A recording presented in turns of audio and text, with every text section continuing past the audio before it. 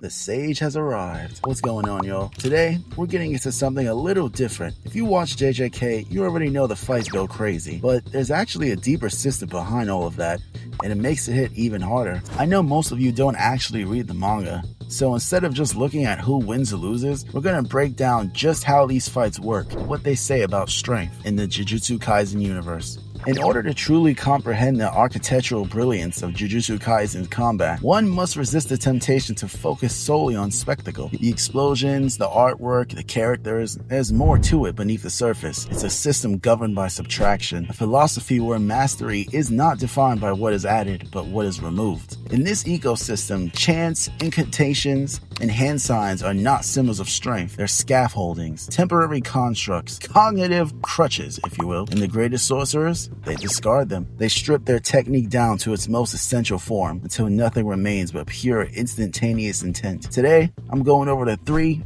biggest fights in all of JJK. Gojo versus Sukuna, Yuji versus Sukuna, and a new one, Deborah versus Maharaga. We begin with what can only be described as a mathematical war. The so-called Battle of the Strongest was not merely a fight. It was a 15-chapter thesis on the limits of cursed energy itself. Every movement, exchange, it was all governed by precision. Early in the confrontation, Gojo achieved something previously thought impossible.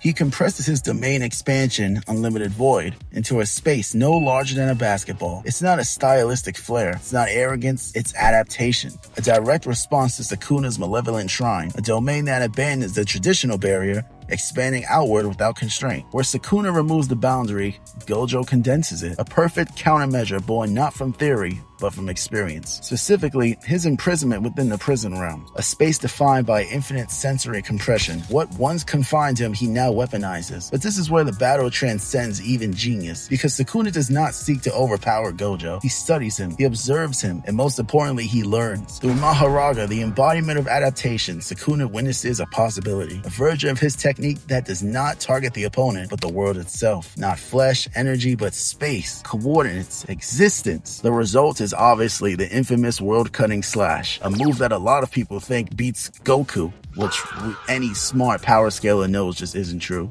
In case you didn't know, the world-cutting slash is an attack that bypasses Gojo's infinity, not by breaking it, but by rendering it irrelevant completely. Infinity cannot defend against something that does not travel, and in that moment, the strongest sorcerer is defeated not by force, but by innovation. And even though it's a sad sight to see, Gojo's end is not tragic, it's liberating. For the first time in his life, he's no longer alone at the summit. He's seen, understood, and in his last panel, he smiles as he dies. Next up, we're going over what is my personal favorite fight, Yuji versus Sukuna. Where Gojo versus Sukuna was a clash of gods, Yuji versus Sukuna is something far more intimate. Their battle is a war of identity and ownership. For most of the narrative, Yuji is framed as a vessel, a temporary host for something far greater than himself. But that understanding is incomplete, because Yuji is not merely connected to Sukuna, he's derived from him, the reincarnation of a twin devoured before birth, a soul that escaped from annihilation. This revelation reframes everything. The story now claims Yuji is not the cage, but the counterpart, the half that chose humanity over dominance. And when this truth manifests, so does his power. In one of the most unprecedented sequences in the series, Yuji lands not one, not two, not three, 4, 5, 6, or 7,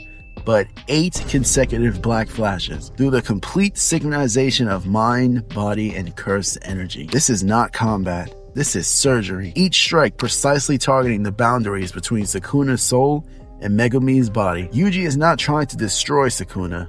He's trying to separate him. And when Yuji awakens his own shrine, it is not a reflection of Sukuna's. Where Sukuna's technique is rooted in ancient rituals, cleaving and dismantling, Yuji's manifests as something modern, scissors, simple and direct, and yet deeply symbolic. It is not the king's domain. It's a reinterpretation, a rejection, a declaration that power does not have to inherit cruelty. In the end, Yuji does not surpass Sukuna by becoming him, he surpasses him by refusing to. Everything the series has been building up until this point is exactly why this is my favorite fight in the manga.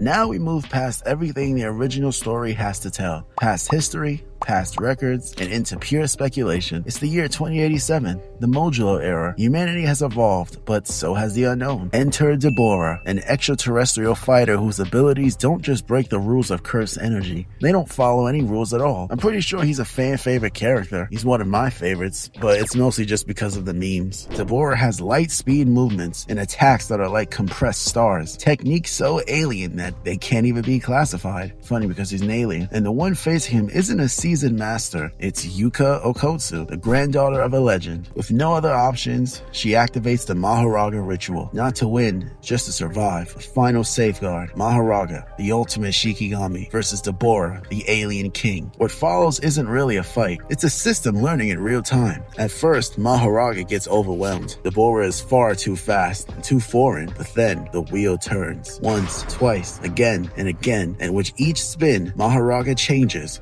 learning and predicting, moving ahead of the attack instead of behind it. At some point, it stops being about survival and starts feeling inevitable, because unchecked adaptation starts looking a lot like knowing everything. And in the distance, watching it all, is Yuji Itadori, older and somewhat immortal, just witnessing a world that keeps evolving beyond him. A reminder that the struggle never ends, just evolves. Now, I didn't actually finish the manga. I'm like 2 chapters behind, but I did finish the fight. And it's not one of my favorites. I'd say it's like top 5. I don't know. Modulo didn't really do it for me. I'm glad it exists, but I feel like some things could have been better. And if you're still watching, congrats on making it to the end of the video.